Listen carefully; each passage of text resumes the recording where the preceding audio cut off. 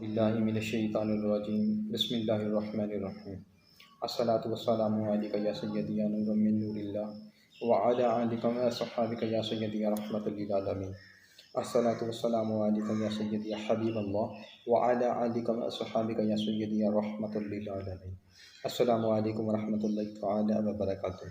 जी तमाम दोस्त अहबाब, तमाम सब्सक्राइबर्स और तमाम व्यूज़, तमाम आलिम इस्लाम, माएँ बहनें, बेटियाँ, वालिदैन गिरामी, बरादरान, कैसी तबीयत है आप सबकी? ठीक ठाक है। उम्मीद करता हूँ आप सब ठीक ठाक होंगे और दुआ है अल्लाह ताला आप सबको शाद आबाद रखे, सलामत रखे, अपने हिफ्ज़ व ईमान में रखे। अल्लाह ताला आप सबकी रूहानियत में इजाफ़ा फ़रमाए। अल्लाह ताला आप सबकी दिली नेक हाजात पूरी फ़रमाए और अल्लाह ताला आप सबकी बातनी बीमारियों, बातनी आलूदगी से पाक फ़रमाए। और अल्लाह ताला प्यारे महबूब सरकारी मदीना सल्लल्लाहु अलैहि वसल्लम के सदक़े अल्लाह ताला आप सबकी बीमारियाँ, परेशानियाँ, तंगदस्तियाँ दूर फरमाई। जो कर्ज़दार हैं अल्लाह ताला उनको कर्ज़ से जल्द अज़ जल्द निजात अता फ़रमाए। जो लाचार हैं उनकी लाचारी दूर फरमाए और जो बे औलाद हैं उनको नेक और पाक साले औलाद अता फ़रमाए। आमीन सुम्मा आमीन, अल्लाहुम्मा आमीन या रब्बल आलमीन। जी आज हम आपके लिए एक टॉपिक लेके आए हैं। वो टॉपिक ये है कि बकरे के गोश्त के फ़वाइद। माहिरीन ने गोश्त को बतौर ग़ज़ा और दवा दोनों करार दिया है। इसका गोश्त गर्म तर है, ठीक है। ये इंसानी जिस्म में खून और गोश्त दोनों बनाता है, बादी को दूर करता है और ताकत बख्शता है, बदन को मोटा और जिस्म में चर्बी पैदा करता है। अलबत्ता इसका कसरत से इस्तेमाल दिमाग को कुंद कर देता है। इसकी चर्बी में विटामिन ए पाया जाता है, जिससे इंसान जिस्म की हड्डियों को ग़िज़ा पहुँचती है। अज़ाए मलहमा की मकदार ज़्यादा होने के बाद ये ग़िज़ायत बख्श है। ताहम गोश्त ज़्यादा खाने से गुर्दों और मसाने में इन्फेक्शन हो जाती है। जिसे एक छोटी सी मिसाल ले लेते हैं कि यूरिक एसिड की इन्फेक्शन हो जाती है, जो गुर्दे इसको बआसानी खारिज नहीं कर सकते। और बकरे का गोश्त जिस्म में सुफरा पैदा करता है, ठीक है। अज़ हद गोश्त खोरी से मसाने और गुर्दे के मसाइल रोनमा होते हैं। जिगर, गुर्दे, कल्ब और दूसरे बॉडी अमराज में इसकी और बहुत ज़्यादा बीमारियां पैदा होना शुरू हो जाती हैं, जो बंदे इसको बहुत ज़्यादा इस्तेमाल करते हैं। इसलिए गोश्त का इस्तेमाल कदरे कम करें, तकरीबन एक हफ़्ते में एक बार कर लें, बेहतरीन चीज़ है आपके लिए, ठीक है।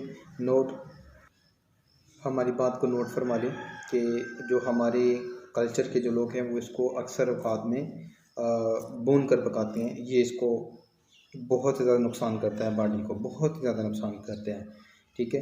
इसके मैं आपको 2-3 गुर दे देता हूँ कि आपने इसको किस तरह बनाना और पकाना है, ठीक है। अच्छा, मैं ज़रा दोबारा शुरू कर रहा हूँ वीडियो कि वो हमारे पास पेशेंट आ गए थे, मैं उनको चेकअप करने लग गया। अब मुझे थोड़ा जहन में नहीं रहा कि मैं कहाँ तक पहुँचा था, तो आपको मैं दोबारा नोट से शुरू करता हूँ, ठीक है।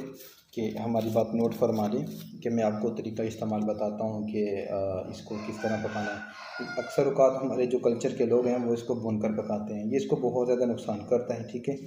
इससे जिस्म के जो मक़वी अज़्ज़ा हैं वो जल जाते हैं और इसके रोगनी अज़्ज़ा भी नहीं रहते और इसके हयातीन भी ज़ाया हो जाते हैं। इसे खाने का सही तरीका ये है कि इसको उबला हुआ खाया जाए, ठीक है। हाँ, या इसके अलावा मैं आपको ज़रा थोड़े से गुड़ दे देता हूँ कि गोश्त को पहले मसाला लगा लें, मसाला लगाने के बाद इसको अच्छी तरह भून लें। भूनने का तरीका कि भून लें, ठीक है, फिर इसको खाएँ, या इसको मसाला लगा लें और इसमें पानी में डालकर इसको पकाएं, ठीक है। और जो इसका पानी है वो आपको काफ़ी ज़्यादा फ़ायदा देगा, क्योंकि जो इसकी बोटी पीछे बचेंगी वो तो काबिज़ हो जाएंगी ना, ठीक है, वो आपको फ़ायदा नहीं देंगी। तो इसलिए इसको पानी में डालकर पकाएं। या बेहतरीन चीज़ ये है जो हुज़ूर पाक सरकार मदीना सल्लल्लाहु अलैहि वसल्लम को भी पसंद था, वो ये था कि मटन बना के वो आप सब बहुत पसंद करते थे। मटर जो है ना वो उसमें डाल के, ठीक है, वो बनाए, इसको बहुत अच्छा, वो बहुत फ़ायदा देगा, ग़िज़ा भी है, दवा भी है, ताकत भी बख्शेगा, गोश्त भी, और इसके जो सब्ज़ी इसके अंदर हर चीज़ वो आपके लिए बेहतरीन चीज़ बन जाएगी, ठीक है। इसके साथ आप मज़ीद और सब्ज़ी ऐड कर सकते हैं, ठीक है। इसमें सब्ज़ी ऐड कर कर आप इसको बना सकते हैं, ठीक है। हाँ, मैं आपको जो एक छोटी सी बात बताता चलूँ कि जो दिमाग का काम करते हैं वो लोग ज़रा इसको कदरे कम इस्तेमाल करें, ठीक है। अगर वो ज़्यादा इस्तेमाल करेंगे तो वो मैंने आपको पहले भी बताया, ये दिमाग को कुंद कर देता है, ठीक है। हमारे यहाँ ज़रा थोड़ा सा शोर आ रहा होगा आपको वीडियोज़ के अंदर, ठीक है, वीडियोज़ की में आपको सुनाई दे रहा होगा, ठीक है। तो बराए मदीना आप परेशान ना होइएगा। इसी शोर की वजह से मैं तकरीबन 10 या 25 मिनट पे लगा था वीडियो बनाने के लिए, लेकिन अभी 11:40 हो चुके हैं, आप अंदाज़ा लगा लें। तो मैं अब तक की शोर को कम नहीं कर सका हूँ, क्योंकि हमारे इर्द गिर्द के जो माहौल है वो आपको पता ही है, सबके यहाँ यही होता है। अच्छा, मैं आपको फिर कुछ आपको सहाबा कराम से भी मरवी जो चीज़ें हैं वो भी मैं आपको बताना शेयर करता हूँ। हज़रत अबू अल दरदा रज़ी अल्लाह ताला अन्हु की हदीस से मरवी है कि आप सरकारी मदीना सल्लल्लाहु अलैहि वसल्लम ने फरमाया कि दुनिया वालों और जन्नतियों के लिए जो खानों का सरदार है वो गोश्त है। अब अंदाज़ा लगा लें कि सरकारी मदीना सल्लल्लाहु अलैहि वसल्लम ने फरमाया कि दुनिया वालों और जन्नतियों के लिए जो खानों का सरदार है वो गोश्त है। ठीक है। इमाम ज़हरी से मरवी है कि गोश्त खोरी से 70 क़ुव्वतों में इजाफ़ा होता है। और मोहम्मद बिन वासे से मरवी है कि गोश्त खोरी से बसारत तेज़ होती है।